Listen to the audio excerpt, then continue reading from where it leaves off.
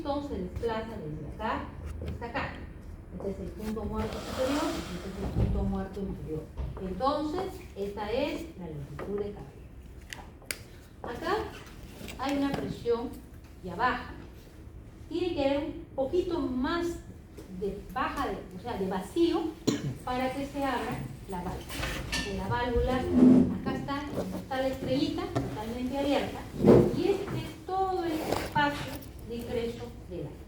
O sea, no ingresa acá, ingresa a partir de acá. Cuando llega acá, punto muerto inferior, se inicia la carrera de retorno.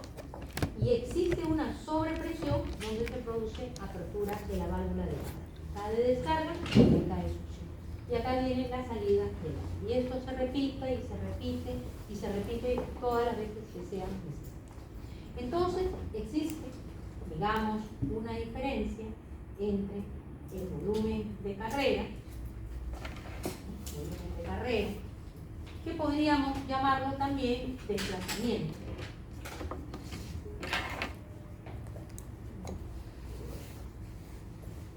Donde el volumen de carrera es pi diámetro al cuadrado entre 4 longitud de carrera. Estoy poniendo el D con mayúscula para que sepan que siempre uno se refiere a la primera etapa. ¿Ya? Pero la capacidad, diríamos, capacidad, cantidad de aire, volumen de aire que ingresa,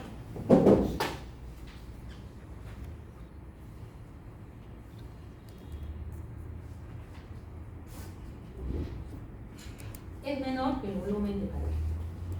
¿Por qué es menor? Porque, como ven, capacidad de admisión, o sea, la cantidad de aire que ingresa no es con todo eso, es con una longitud menor. Entonces, el volumen de carrera es este. Respecto a cuánto ingresó, resulta menor. Entonces, ¿cuánto menor? Yo diría el volumen de carrera por un factor lambda, ¿no? Que al final van a ser 3 lambdas, el volumen de aire que ingresa sería el volumen de carrera por lambda 1, lambda 2 y lambda 3, por 3 factores. Es menor. ¿Por qué? Porque hay varios sucesos, ¿no? Por ejemplo, el primer suceso es la expansión del volumen muerto.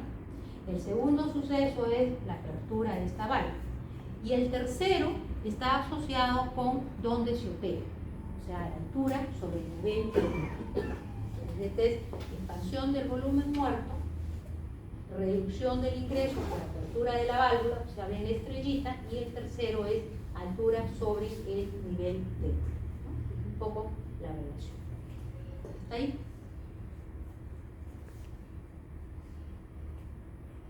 ¿Cómo es este equipo? Por ejemplo, acá tenemos una foto.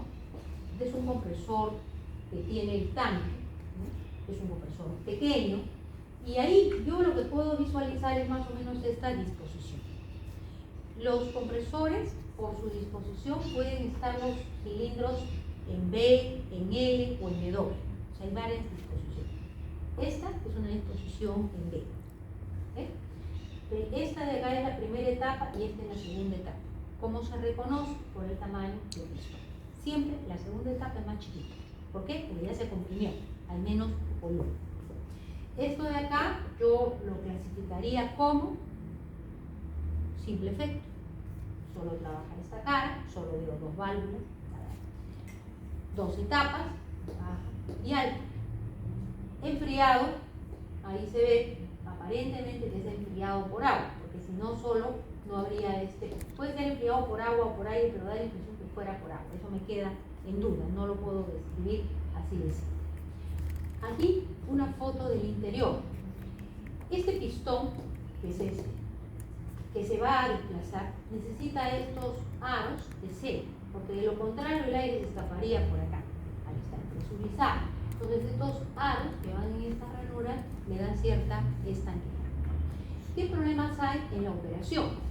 Que este punto de la biela, ¿no es cierto? Acá tiene que haber un coquinete, porque si no, ¿cómo va a ser la articulación? ¿No? Entonces, uno de los problemas es que este punto debe aceite, sí o sí, porque si no, no se podría trabajar. Pero ese aceite puede pasar acá al interior. Entonces, cuando el compresor debe ser exento de aceite, se tienen que cambiar los materiales para que el movimiento no produzca desgaste. Entonces, la llegada de aceite a estos puntos es solo en compresores lubricados. Compresores no lubricados no llegan, no deben llegar así. ¿Hasta ahí? El aceite puede llegar por dos caminos. Un camino puede ser que acá, en la parte del dispositivo este, tenga una prolongación, ¿sí? Como una uñita, le sobró material y una uñita. Y este de acá, al girar, se sumerge en el cárter y le por salpicadura allí. Eso se llama lubricación con viñeta batidora, que es por salpicadura. Entonces, cuando arranca en frío, no tiene nada de aceite. Y cuando empieza a moverse, recién va a llegar aceite. Y la otra es que a través de unos conductos internos, por fuerza centrífuga, conductos aquí internos de la biela, llegue aceite a esta parte, ¿no?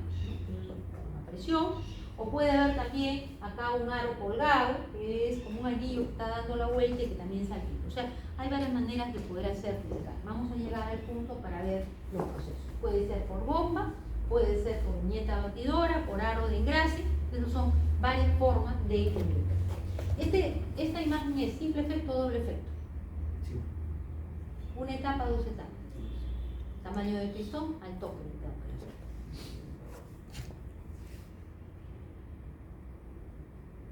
No hay fotos para que puedan ver. Vamos a ver cómo funcionan las válvulas. Las válvulas de succión y de descarga son igualitas. Es copia fiel del original. Primero vamos a la imagen. Tiene dos partes grandes.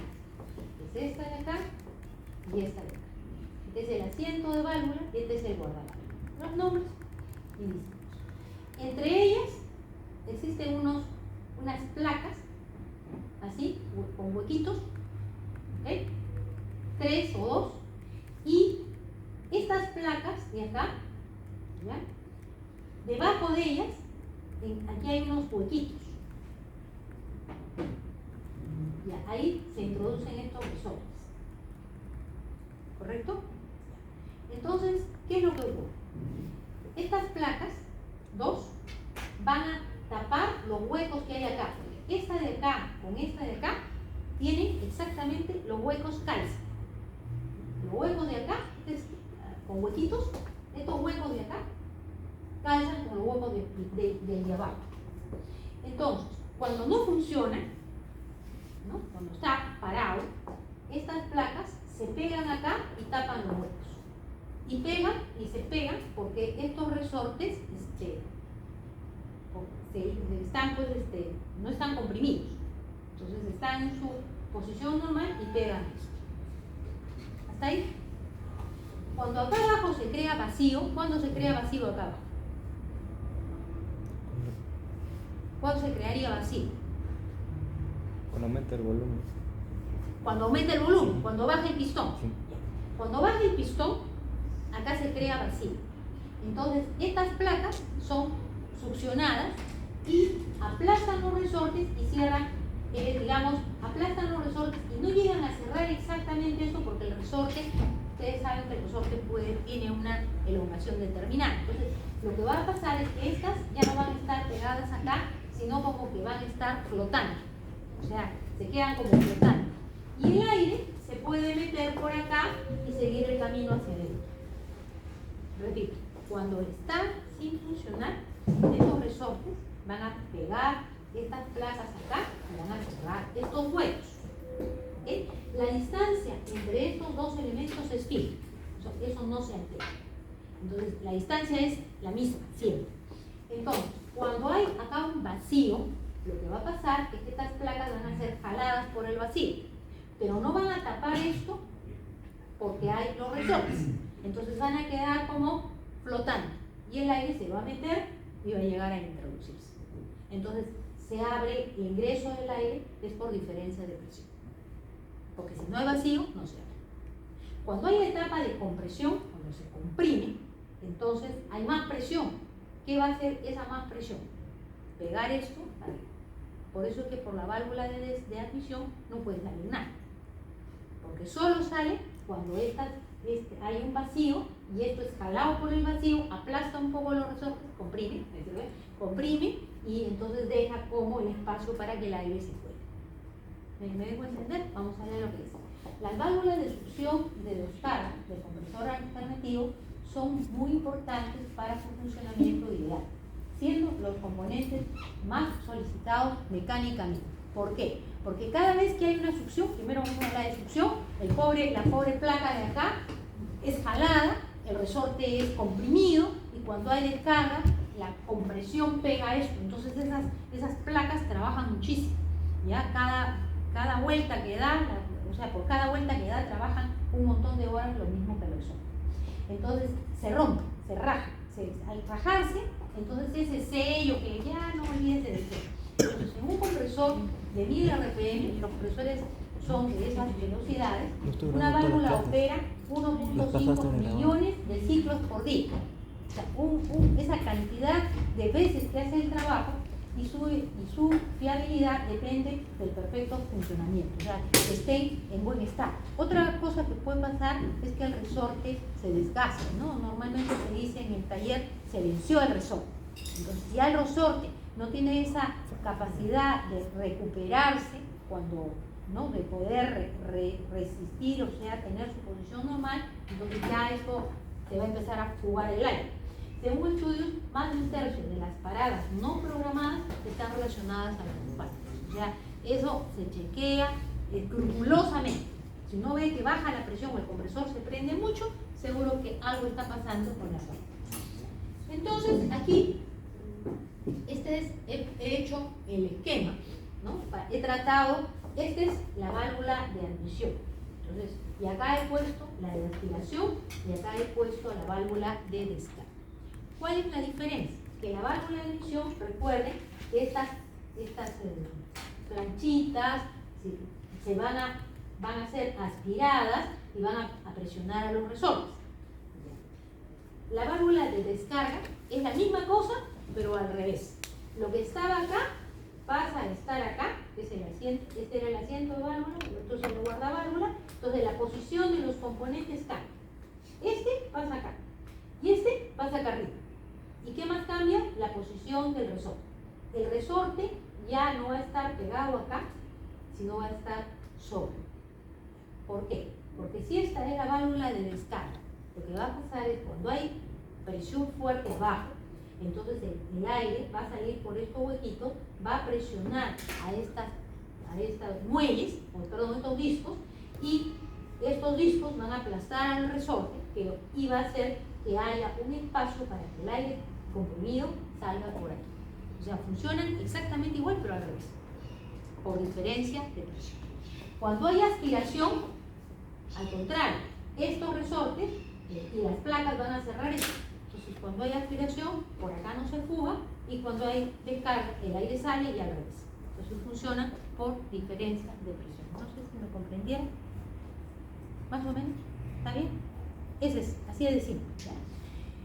Hasta ahora, los compresores de pistón tienen este sistema de válvulas, y acá les he puesto unas fotos un poco para que vean, ¿no? Y sobre todo lo que me interesa es que vean este dispositivo, este tornillo, como lo llaman, de modo tal que esto mantiene la misma distancia, la misma separación siempre. Estas dos están así, no se mueven, lo que se van a mover son estos discos y los resortes. Es lo único que el resorte se expande y el disco se floja.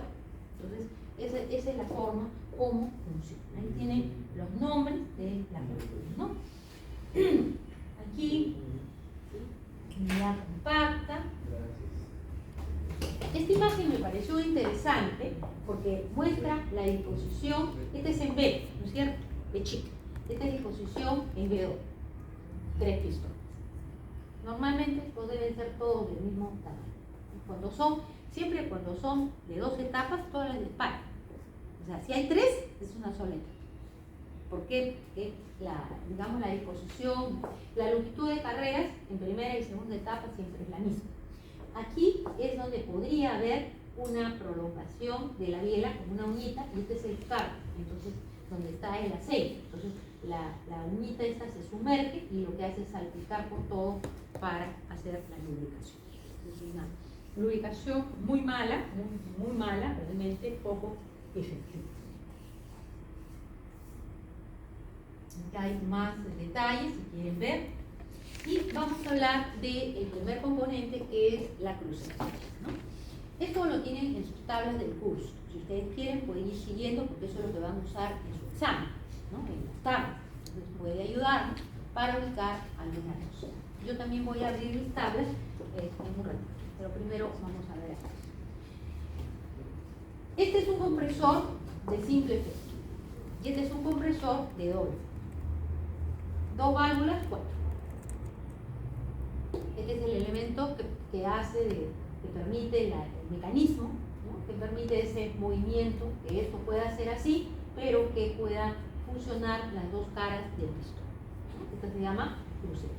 Entonces, 1 es el pistón, 2 es el vástago, 3 es la cruceta, 4 es la biela y el cigüeñal con contrapeso. Y acá solamente tenemos las válvulas, el cilindro, el pistón y la biela. No hay distinción. Simple efecto, doble efecto. Cuando ustedes hacen el cálculo, por vuelta les entrega el doble. Entonces, pues no quieren trabajar con mucho doble. Esto también está en las tablas del curso. Lo que muestra acá es todas las posibles disposiciones de los compresores de simple efecto. Un sinónimo de simple efecto es entroncado y de doble efecto es tipo cruceta. Por decir, entroncado es sinónimo de simple efecto y cruceta es sinónimo de doble efecto. Aquí, por ejemplo, una disposición simple, en B, en W, opuesto, y aquí también tenemos todas las disposiciones. Eso va a depender mucho de los flujos, del caudal que yo quiero manejar, ¿no? Del nivel de presión que yo quiero llegar. Entonces podemos tener esas disposiciones. Capacidad de un, ¿hasta ahí estamos bien? Capacidad de un compresor. Si yo conozco la geometría de un compresor, más o menos yo podría estimar el caudal, ¿sí? Si yo tengo un compresor que conozco todo y quiero aumentar la cantidad de aire, ¿qué podría hacer? Entonces, para eso vamos a ver esta cosa. Este dibujo ya lo explicamos. Y entonces acá habíamos hablado que el volumen de carrera era el desplazamiento por el área del pistón. Ese es el volumen de carrera o desplazamiento. Sin embargo, la cantidad de aire que ingresa es menor. ¿Por qué? Porque hay la expansión del volumen muerto, aquí recién empieza a entrar el aire y hay un factor que tiene que ver con altura sobre el nivel del mar. Entonces, ¿cómo podemos hacer el cálculo? Entonces yo diría que si yo quiero calcular, necesito, ojo, cuando yo digo volumen, estoy hablando de metros cúbicos, todavía no estoy hablando de litros por segundo. Entonces, primero el volumen. Este factor que corrige ese que el aire, no el pistón va hasta acá, pero recién por acá se va a abrir la expansión del volumen muerto, se estima mediante esta expresión, que se llama lambda 1, donde esta relación es el factor de volumen muerto, ¿no? Cuyo valor está aquí sugerido. Esta es la relación de presiones absolutas, nunca correlativas, en la primera etapa. ¿Ya? Y este es el exponente politrópico que depende del flujo, o sea, depende del fluido. En aire, 1.4. No se haga mucho problema porque las temperaturas no son tan altas como, digamos, podría ser necesario cambiar a 1.3. Entonces, ese es el factor de volumen. Repito, relación de presiones absolutas de la primera etapa. El segundo factor es el relacionado con el que el aire no entra cuando llega acá, sino entra un poquito después. Entonces todavía yo tengo que revisar este menos. Y eso es el lambda 2, que es, se dice caída de presión o digamos no apertura oportuna de la válvula de admisión, porque la válvula funciona por diferencia de presión. su valor está ahí. Siempre los valores más pequeños, o sea, por ejemplo, el 0.3, ¿no? Este corresponde a un compresor grande y este a un compresor pequeño. Y allí es al revés. Este es a uno que es compresor grande y este es pequeño. Los pequeños siempre es, digamos, siempre son menos eficientes, ¿no? Y son porque seguramente su uso no va a ser tan fuerte. Ese es el segundo factor que va acá. Nos falta el tercero.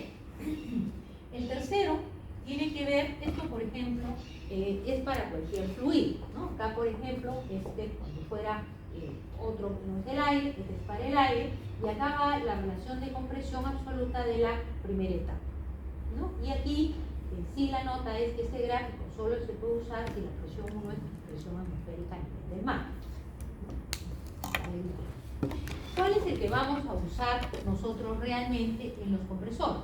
Este de acá, donde lo que tenemos es esta expresión a nivel del mar, diríamos una atmósfera, y este es 0.61 atmósferas, ¿no?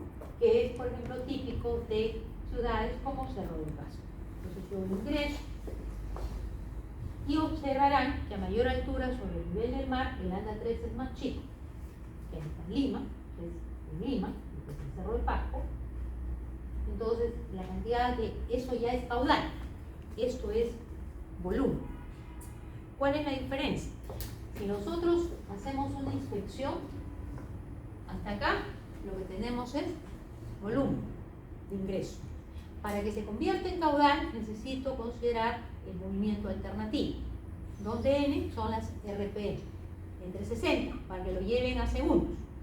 Y z es el número de pistones o cilindros de la primera etapa. Si hay 2, 2, si hay 1, 1, si hay 4, 4. Y I es 1, simple efecto, y I es 2, doble efecto. O sea, I tiene que ver con el efecto.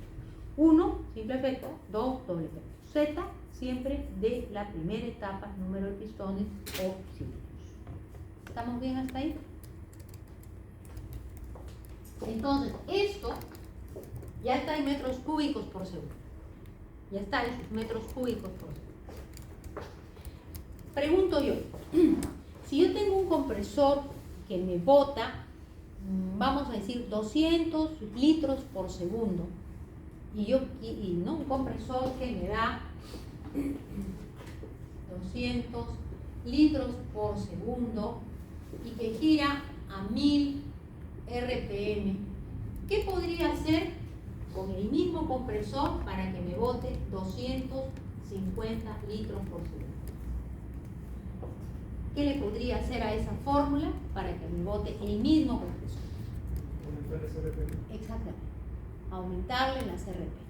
No voy a cambiar los pistones, no puedo hacer que sea de doble efecto cuando es de simple efecto, entonces ni que sea, pues, no puedo hacer ninguna modificación geométrica, bastaría con modificar las RPM, para arriba o para abajo, dependiendo cómo yo quisiera que sea el proceso, ¿no? Entonces a veces uno necesita más caudal y esta es una muy buena solución. Económica, súper económica, no tiene que modificarle pues nada, ¿no? Aquí están los valores y entonces dice es la relación entre el caudal de aire que sale del compresor, que pasa por la válvula y el volumen que barre el pistón, ¿no? Entonces este es el caudal del compresor.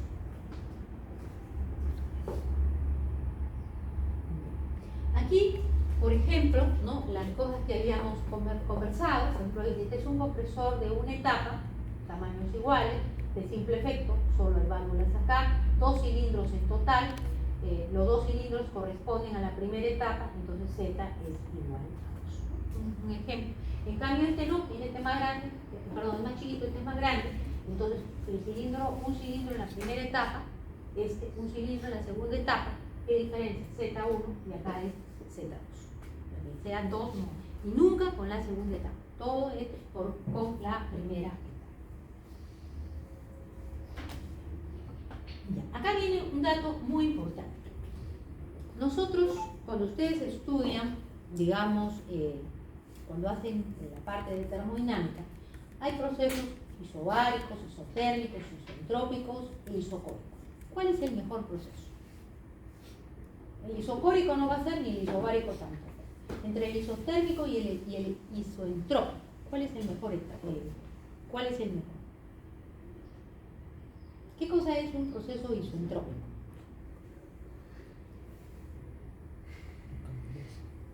Adiabático reversible. Que es un proceso isotérmico. Temperatura constante. ¿Ok? Adiabático reversible y el otro es a temperatura constante. En los procesos de compresión, el más eficiente es el isotérmico. Por eso es que uno hace enfriamiento, porque el área PV es más, digamos, vamos a tener un menor consumo de potencia. Entonces, en teoría, yo tendría un compresor de 10 etapas, pues, ¿no? Más eficiente. Pero el asunto en la industria no es así. ¿Cómo es el asunto de la industria? Esto es el diagrama de 2 etapas. ¿Qué es las 2 etapas? En la primera etapa yo comprimo y para que entre a la segunda etapa tengo que enfriar. Entonces, tengo que hacer, viene acá, comprime y para que ingrese y haga todo el circuito, yo tengo que enfriar.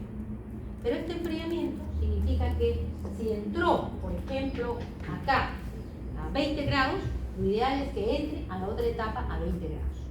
Eso es la teoría. En la práctica no es así. La práctica siempre entra a la segunda etapa a un poco más de temperatura. ¿Por qué? Porque si yo lo quiero llevar a esa temperatura, voy a gastar mucho. Entonces, la idea es que no entre caliente, un poquito va a entrar siempre más caliente. Entonces, eso es el diagrama primero. Y entonces, aquí está el ahorro de energía, ¿no? O sea, esto que está manchadito, de color verde, significa que si yo hiciese la compresión así en una sola etapa, este sería mi diagrama. Si yo hago con mi enfriamiento, entonces este sería el ahorro de energía. 2 preguntas ahí. ¿Hasta cuánto comprimo en la primera etapa? Entonces ahí está la forma. La presión máxima entre la presión mínima. Lo mínimo es la entrada. La relación de compresión debe ser raíz I. Y el I es 2 etapas y 2. 3 etapas y 3. O sea, el I es el número de etapas. Entonces yo, dependiendo de, entonces por ejemplo, para 2 etapas sería raíz cuadrada. Y eso me da la relación de compresión. Pero como eso es un poco de teoría, vamos a ver, no me acuerdo si lo tengo acá, pero ya, yo les doy el valor. Acá está. Este es el dato importantísimo. ¿Cuántas etapas voy a poner en un proceso? Si el compresor es pequeño y el uso no es continuo, puedo trabajar hasta 10 bar con una etapa. Pero si el compresor es más grande y de uso frecuente, hasta 6 bar. A partir de 6 hasta 30, 2 etapas. Y a partir de 30 hasta 180, 3 etapas. O sea, el número de etapas está en función a el volumen de aire que voy a manejar y el nivel de presión. Y el uso. Compresor pequeño, poco caudal. Uso no es continuo. ¿Para qué van a gastar en tener su intercooler? Suficiente una etapa. Compresor que maneja mucho aire, de uso muy frecuente, mucho consumo de energía con una etapa. Entonces solo hasta 6 y de 6 para arriba hay que trabajar con 2 etapas, ¿no? Y si no, hasta con 3 etapas. Pero las etapas son complejas porque hay que enfriar, entonces es bastante más. Acá hay un ejemplo. ¿Está ahí? ¿Me sigues? Profesora, en la otra diapositiva, o sea, dice de 1 a 10 bar, o sea, que en una etapa que dijo que era pequeña, poco caudal, pero en la segunda dice desde 6 a 30 bar, o sea, ese traslapo de 6 a 10, o sea, ¿cómo decido? No, es que cuando hagamos, ahora que vamos a ver los catálogos, te vas a dar cuenta que vas a encontrar compresores de pistón pequeños, o sea, no lo decides tú, lo decide lo que tú buscas. Y para decidirlo finalmente, la forma como se hace es por consumo de energía. Lo que ocurre es que en aire comprimido, a diferencia de las bombas, en las bombas el mayor costo es el equipo. En aire comprimido el mayor costo es la energía. 1/3 del valor anual equivalente, o sea que consigue inversión, operación, es el consumo de energía. Todo lo que tú puedas hacer para que consuma menos energía es un gasto. Entonces al final lo vas a decidir por costo de operación, frente al costo de inversión. En esta parte hay un ejemplo donde yo he colocado, por ejemplo, todos los datos de un compresor. Dice diámetro mayor, diámetro menor, longitud de carrera.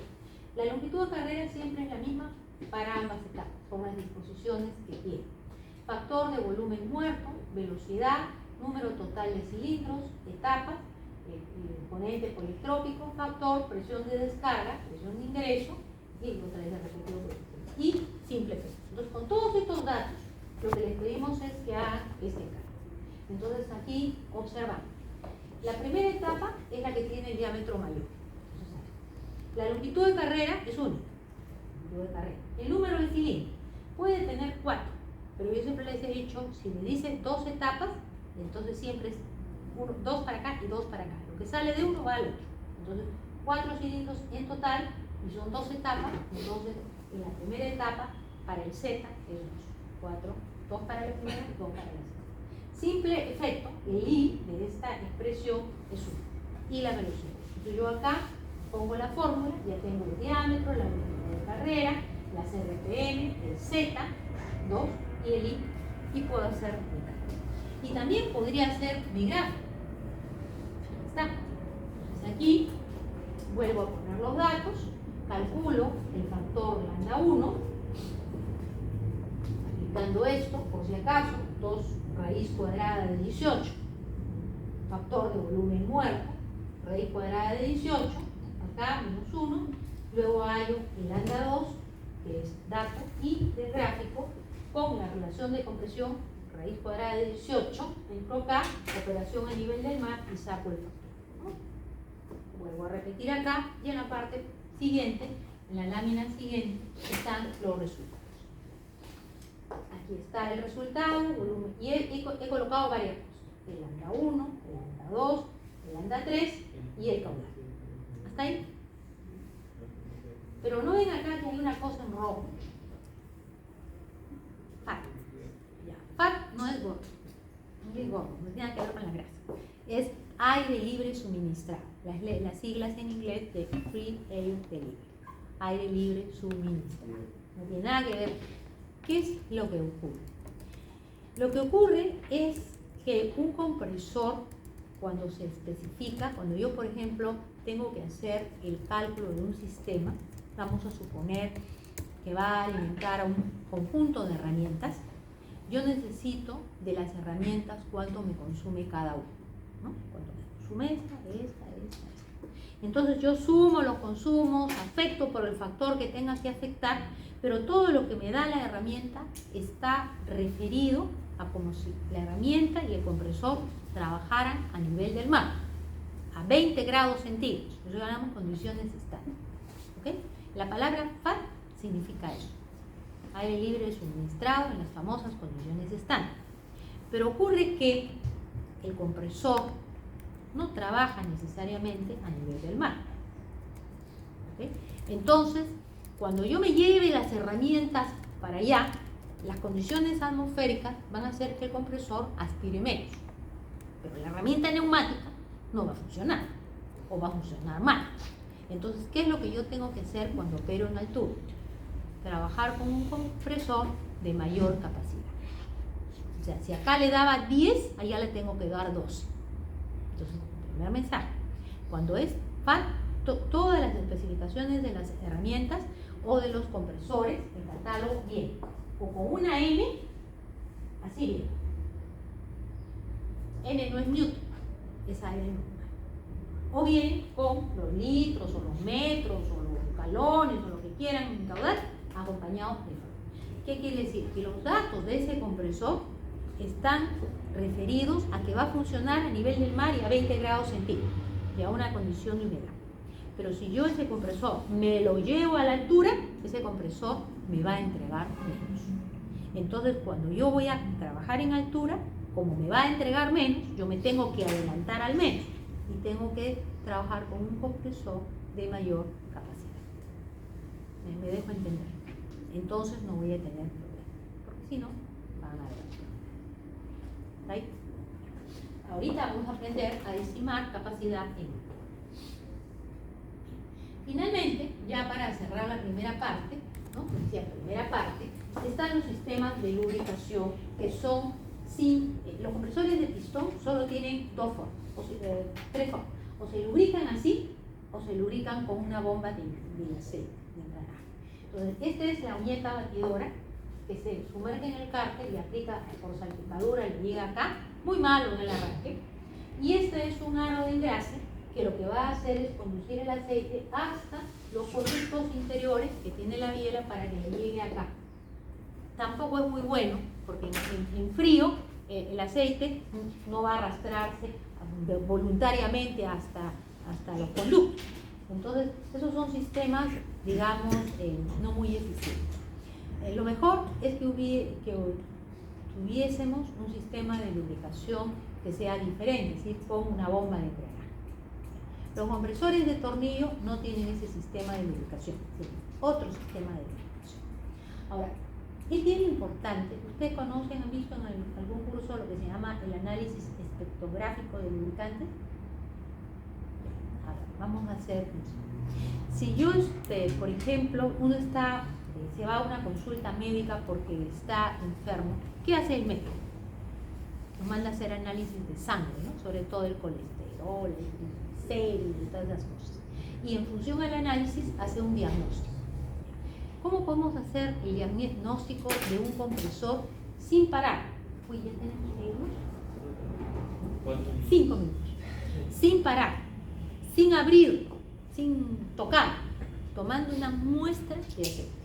Yo tomo una muestra de aceite y lo mando a que le hagan su análisis.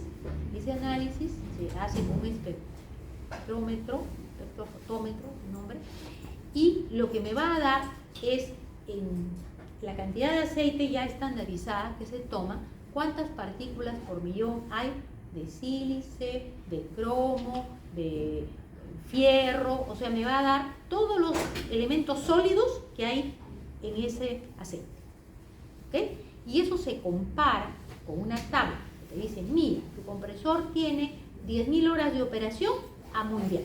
Entonces la cantidad de esto debería ser tanto.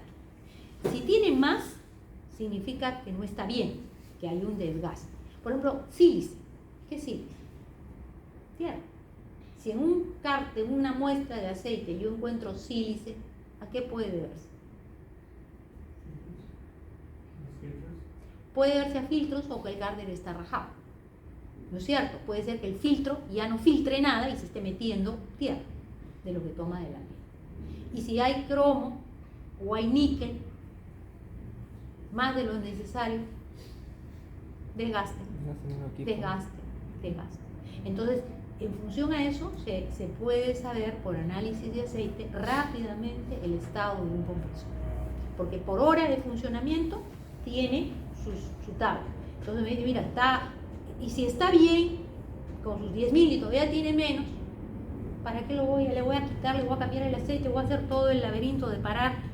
No necesito que siga trabajando porque esa es una forma muy fácil de poder.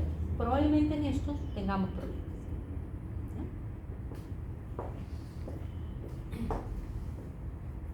Nos van a votar, ¿no? Me mira el señor y me va a votar. Yo les he colgado ya la segunda parte. ¿Ya? La segunda parte les cuento de qué va a tratar. Vamos a hablar de los compresores de tornillo. Pero cuando hagamos esta parte, para saber cómo son los circuitos, ¿no? El sistema de lubricación, pasamos esto muy rápidamente en la próxima clase y lo que vamos a empezar es a trabajar con catálogos. Vamos a reconocer en los catálogos los datos, qué cosas me dicen, cómo uso y cómo hago la selección. ¿Okay? ¿Cuándo tenemos clase? Viernes. Pero antes tenemos un evento muy importante que es el miércoles, ¿no? Mañana. Ya, mañana práctica dirigida, como estamos un poco atrasados en el sentido de que ya no tenemos el viernes, que tenemos 2 horas, tenemos la práctica de laboratorio, el último viernes. Tenemos la prueba de laboratorio, entonces nos queda de esta semana 2 horas de la práctica, 2 horas de la clase, quedan 4, una hora del martes van 5, una hora del viernes van 6.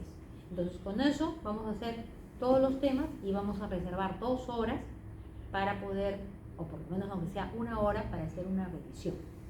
¿Ya? Yo le voy a mandar problemas para que ustedes vayan viendo y podamos interactuar. Entonces, la práctica, entre comillas práctica, vamos a mirar catálogo, vamos a hacer